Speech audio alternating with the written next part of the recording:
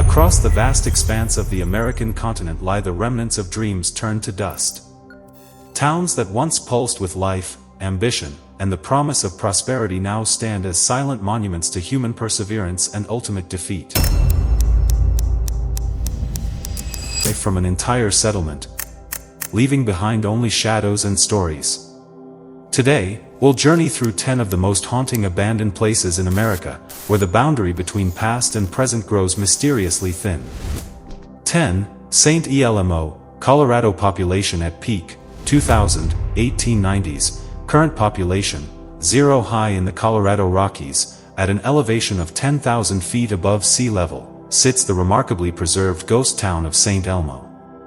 Founded in 1880 during the Colorado Silver Boom, this settlement was originally named Forest City before being rechristened after Augusta Jane Evans' popular novel, St. Elmo. The Denver, South Park, and Pacific Railroad brought prosperity to St. Elmo, connecting it to the outside world and enabling the transport of precious metals from nearby mines.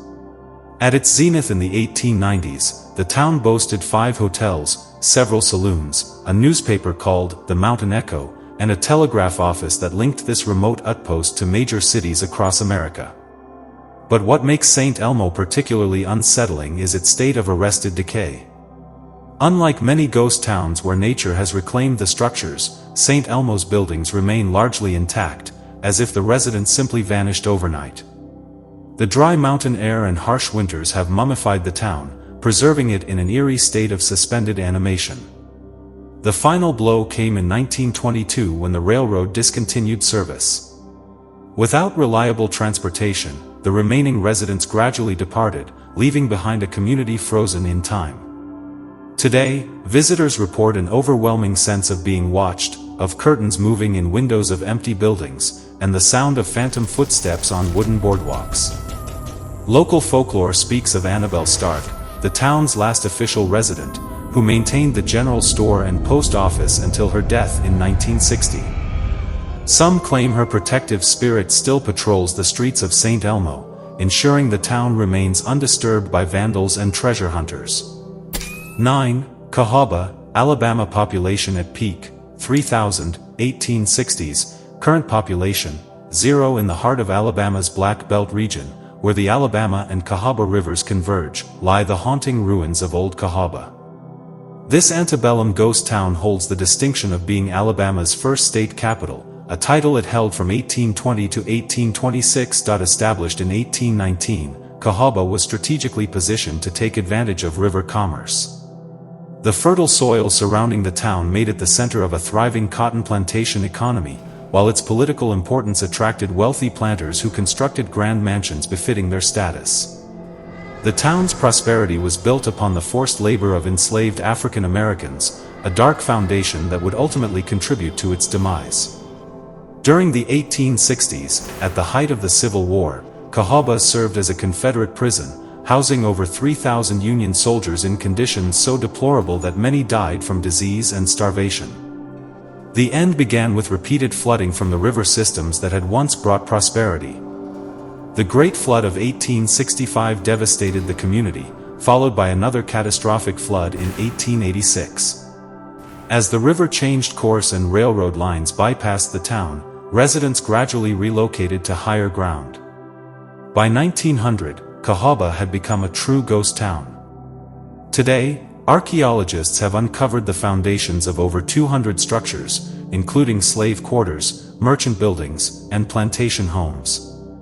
The Alabama Historical Commission maintains the site, but visitors often report unexplained phenomena. Paranormal investigators have documented unexplained lights, disembodied voices speaking in 19th-century vernacular, and the apparition of a woman in white who appears near the old cemetery at twilight. Local historians believe these manifestations may be connected to the tremendous suffering experienced at the Civil War prison, where hundreds of souls departed under tragic circumstances. 8. Terlingua, Texas. Population at peak, 2000, 1910s, current population, 58. In the unforgiving landscape of far west Texas, just 3 miles from the Mexican border, stands the ghost town of Terlingua. This remote outpost, whose name derives from the Spanish tres lenguas, meaning 3 tongues, once represented one of the most important mining operations in North America. Founded in 1903 by Howard Perry, a Chicago entrepreneur, Terlingua was built around mercury mining. Mercury, also known as quicksilver, was essential for gold and silver extraction processes, making it one of the most valuable commodities of the early 20th century. The Chizos Mining Company employed over 1,000 workers at its peak, creating a thriving community complete with a company store, post office, school, movie theater, and even a bowling alley. The town was entirely company-owned, with Perry maintaining absolute control over every aspect of residents' lives. Life in Terlingua was harsh and dangerous. Mercury mining exposed workers to toxic vapors that caused neurological damage, respiratory problems, and premature death. The phrase, "mad as a hatter," originated from mercury poisoning among hat makers, and Terlingua's miners faced similar fates on a daily basis. The town's demise came gradually. After World War I, demand for mercury declined, and by the 1940s, the mines were no longer profitable. Perry died in 1944, and the Chizos Mining Company ceased operations.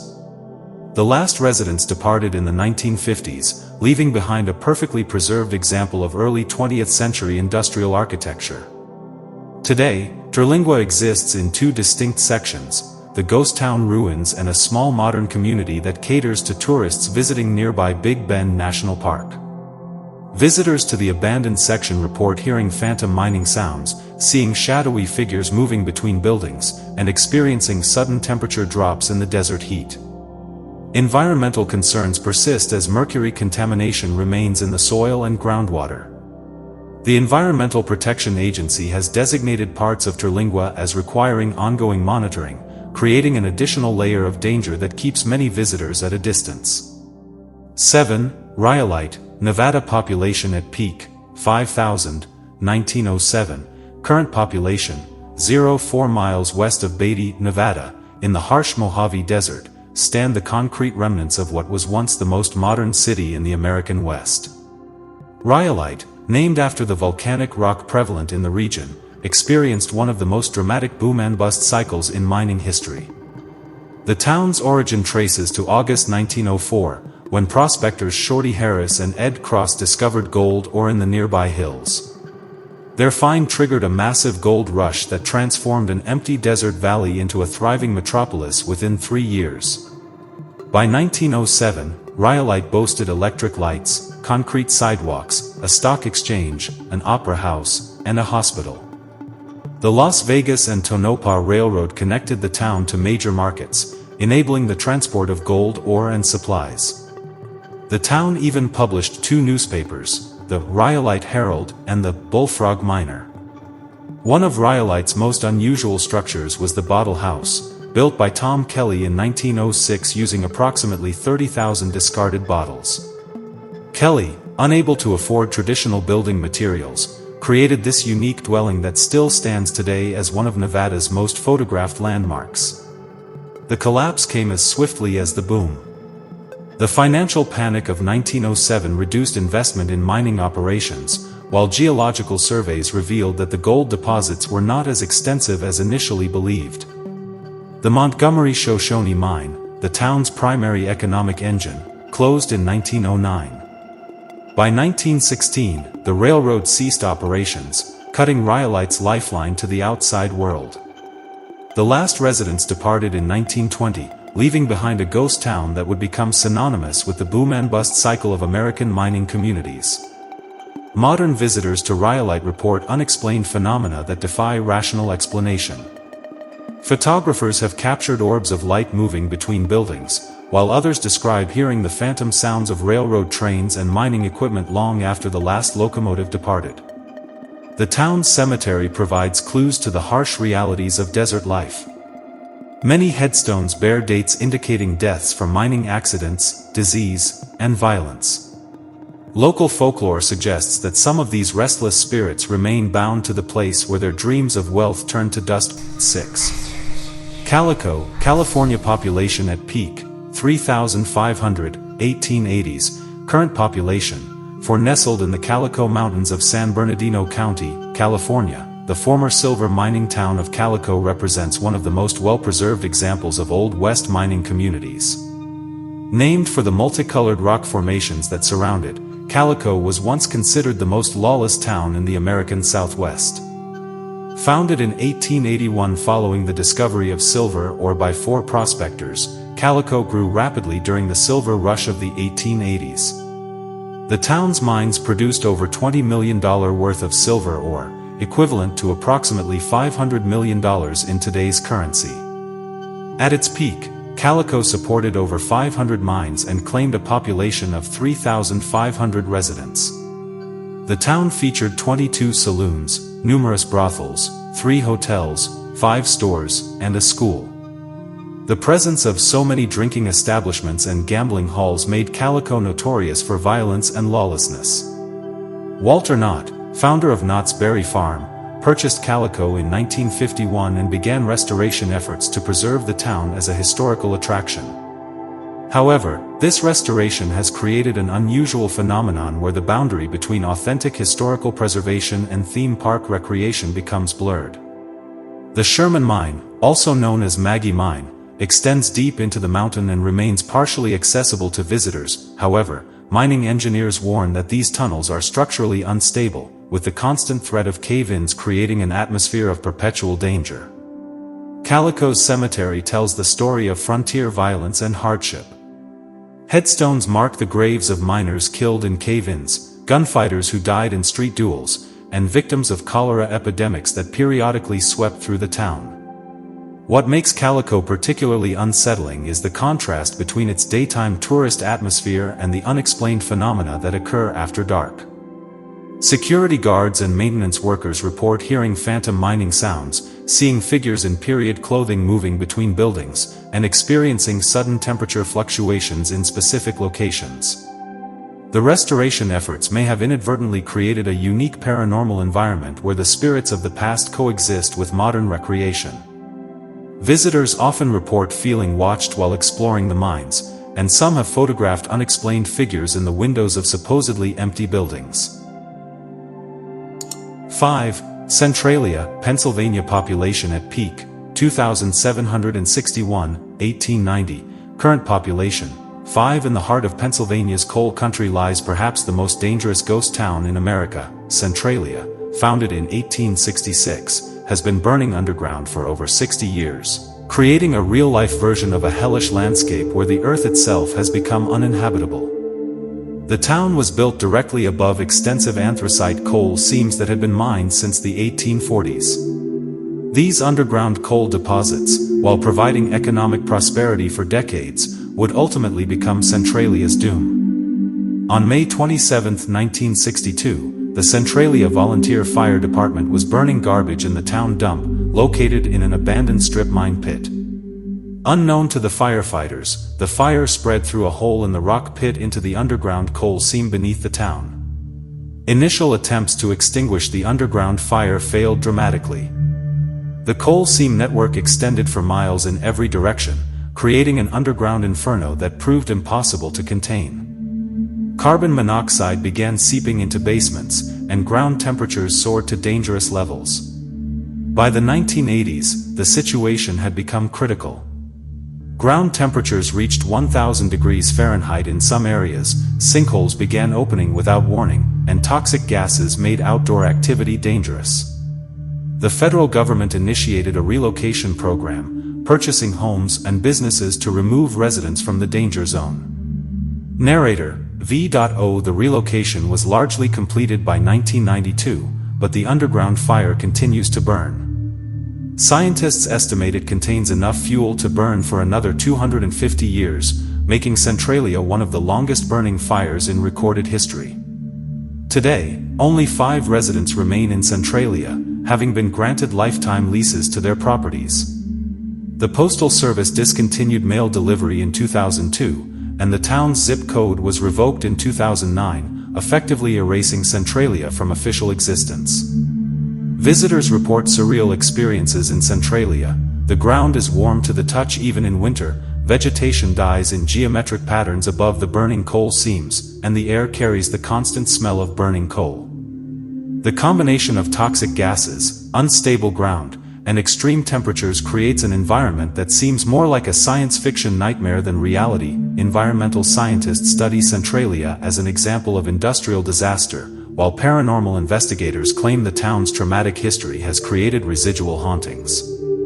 The few remaining residents describe unexplained sounds, shadows, and an overwhelming sense of desolation that extends far beyond the physical destruction. 4. Kennecott, Alaska. Population at peak, 600, 1910s, current population, 0. Deep in the Alaskan wilderness, accessible only by a treacherous 60-mile gravel road, stands the abandoned copper mining town of Kennecott. Preserved by the harsh Arctic climate, this ghost town remains one of the most complete examples of early 20th century industrial mining operations. Named after the nearby Kennecott Glacier, note the spelling difference. Due to a clerical error, the town was established in 1903 following the discovery of the richest known copper ore deposits in the world. The Kennecott Copper Corporation invested millions in creating a state-of-the-art mining operation in one of Earth's most remote locations. The engineering challenges were immense. Every piece of equipment had to be transported by ship to Cordova, then carried 196 miles by railroad through some of Alaska's most dangerous terrain. The Copper River and Northwestern Railway, built specifically to serve Kennecott, was considered one of the most difficult railroad construction projects in history. At its peak, Kennecott housed 600 residents and operated as a self-contained community. The company provided housing, medical care, education, and recreation facilities. The town featured a hospital, school, general store, dairy, and even a tennis court, luxuries unimaginable in such a remote location. The copper ore was extraordinarily rich, containing up to 70% pure copper, far higher than typical deposits of 2 to 3%. This incredible quality made the operation profitable despite the enormous transportation costs and harsh operating conditions. The end came suddenly in 1938 when the Kennecott Copper Corporation announced the mine's closure. High-grade ore deposits had been exhausted, and the company made the decision to abandon the entire operation rather than mine lower-grade materials. Within months, the railroad ceased operations, and the town was completely evacuated. What makes Kennecott particularly eerie is the speed of the abandonment. Residents were given minimal notice to evacuate, leaving behind personal possessions, furniture, and even food on tables. The Arctic climate has preserved these artifacts in near-perfect condition, creating time capsules of 1930s life. The National Park Service now maintains Kennecott as a historical site, but the town's isolation and extreme weather conditions limit visitor access. Those who make the difficult journey report an overwhelming sense of desolation amplified by the vast, empty Alaskan wilderness. During Alaska's long winter nights, when temperatures plummet to -40 degrees Fahrenheit and the aurora borealis illuminates the sky, Kennecott takes on an otherworldly quality. Park rangers and researchers staying overnight describe unexplained sounds echoing through the empty buildings and shadows moving in windows of structures that have been vacant for over 80 years. 3. Bannack, Montana. Population at peak, 3,000, 1863, current population, 0. Along the banks of Grasshopper Creek in southwestern Montana lies Bannack, the territory's first major gold discovery site and former territorial capital. Founded in 1862, this ghost town witnessed some of the most violent chapters in Old West history, earning it a reputation as one of America's most lawless settlements.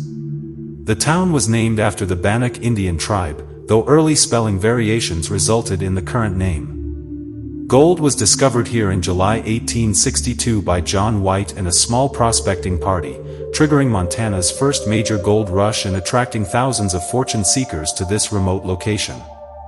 Bannack quickly developed a reputation for violence and lawlessness.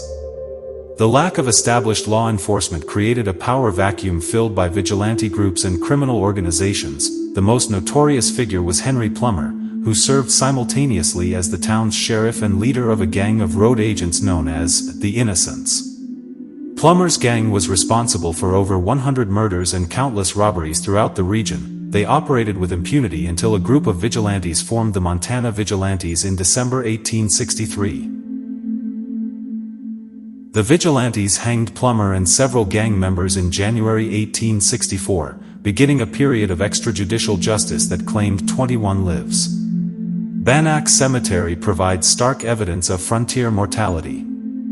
Headstones mark the graves of miners killed in claim disputes, victims of the Plummer gang, and those who died from disease and harsh living conditions. Many graves belong to children who succumbed to scarlet fever and diphtheria epidemics. Despite the violence, Bannack developed cultural institutions including churches, schools, and even a Masonic lodge. The Hotel Meade, constructed in 1875, provided accommodations for traveling businessmen and government officials during the town's period as territorial capital. The town's decline began in the 1870s as gold deposits became depleted and new strikes in other areas drew prospectors away. The construction of railroads bypassed Bannack, making transportation of goods and/or increasingly difficult and expensive. By 1950, Bannack was completely abandoned. The state of Montana designated it as a state park in 1954, preserving over 60 structures as one of the best preserved ghost towns in the American West. Visitors and park staff report numerous unexplained phenomena in Bannack. These include piano music emanating from the hotel after hours, footsteps on wooden boardwalks when no one is present, and apparitions of figures in period clothing walking the streets at twilight. The violent history of Bannack seems to have left an indelible impression on the town. Paranormal investigators have documented unexplained electromagnetic disturbances, temperature fluctuations, and electronic voice phenomena that suggest the traumatic events of the 1860s continue to resonate in this preserved fragment of the Old West. 2. Garnet, Montana population at peak, 1,000, 1898, current population, 0 hidden in the mountains of western Montana, accessible only by 11 miles of rough dirt road, lies Garnet, one of the most intact and isolated ghost towns in America. This former gold mining settlement offers visitors an unparalleled glimpse into late 19th century frontier life, preserved by Montana's harsh mountain climate. Garnet was founded in the 1860s, but reached its zenith in the 1890s during a revival of gold mining activity. The town was strategically located near several profitable mines, including the Nancy Hanks mine, which produced significant quantities of gold ore during its operational period. At its peak in 1898, Garnet supported 1,000 residents and featured 4 stores, 4 hotels, 3 livery stables, 2 barber shops, a doctor's office, a school, and 13 saloons. The high number of drinking establishments reflected the rough character of mining communities and the need for entertainment during long mountain winters. The J.K. Wells Hotel served as the town's social center, providing accommodations for traveling miners, merchants, and businessmen. The hotel's register, still preserved in the building, contains signatures of guests from across the American West, providing historians with valuable insights into 19th century travel patterns. Garnet's isolation was both its strength and weakness. The remote location protected it from outside interference but made transportation of supplies and/or extremely difficult. During winter months, the town was completely cut off from the outside world for months at a time. The decline began in 1905 when a fire destroyed several buildings and many residents relocated to other mining areas. By 1912, only 150 people remained, and the town's post office closed permanently. The final residents departed during World War I when military service and wartime employment opportunities drew the last inhabitants away. What makes Garnet particularly haunting is the suddenness of its abandonment. Residents left behind personal belongings, furniture, and household items that remained scattered throughout the buildings. The dry mountain air has preserved these artifacts, creating intimate glimpses into individual lives from over a century ago. The Bureau of Land Management now maintains Garnet as a historical site, but winter access remains impossible due to heavy snowfall and dangerous road conditions. This seasonal isolation adds to the town's mystique and preserves its authentic frontier atmosphere. Visitors to Garnet report extraordinary paranormal activity. The most common experiences include piano music coming from Kelly's saloon, voices and laughter from the hotel, and the apparition of a woman in white who appears in the upper windows of various buildings. Frank Davies General Store provides one of the most unsettling experiences in Garnet. Visitors report the strong smell of tobacco and coffee when entering the building, items moving on shelves without explanation, and the sound of cash register bells despite the absence of electricity. The town cemetery, located on a hill overlooking Garnet, contains graves of miners, merchants, and children who died during the town's brief but intense period of activity. Many headstones bear poignant inscriptions that speak to the harsh realities of frontier life and the dreams that drew people to this remote mountain settlement. 1. Bodie, California. Population at peak, 10,000, 1880, current population, 0 at 8,375 feet above sea level in the eastern Sierra Nevada mountains of California stands Bodie, widely considered the most authentic and best preserved ghost town in the American West. This former gold mining boomtown represents the epitome of Wild West lawlessness and the ultimate symbol of boom-and-bust economics. Founded in 1859 by Waterman S. Bodie, the spelling later changed to Bodie, the town experienced modest growth until 1876, when the discovery of the Fortuna Ledge triggered one of the most dramatic gold rushes in California history. Within 4 years, Bodie grew from a small mining camp to the second-largest city in California. At its peak in 1880, Bodie housed approximately 10,000 residents and featured over 2,000 buildings.